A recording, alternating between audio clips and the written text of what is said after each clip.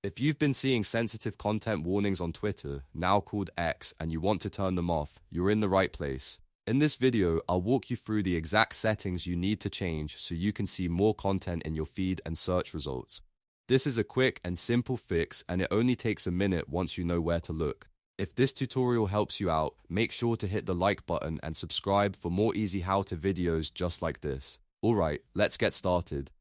First, log into your X account. You can do this on desktop or mobile, but for the clearest walkthrough, I recommend using a browser on your computer.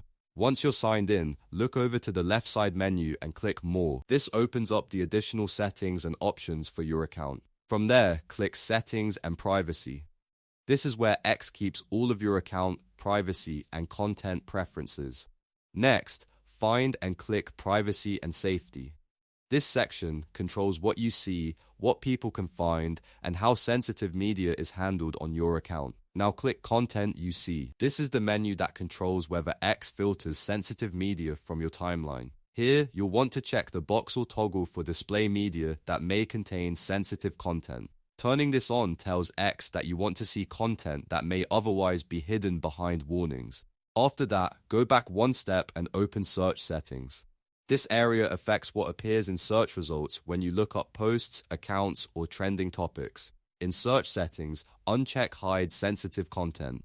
Once that option is turned off, X will stop filtering sensitive content from your searches as aggressively. And that's really all there is to it.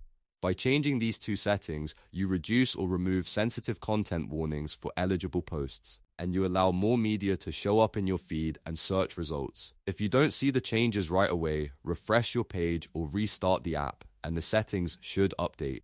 Also, keep in mind that these options may be different depending on your region, your account type, or whether you're using the app or the desktop version. So if one setting looks slightly different, just look for the closest matching privacy or content option.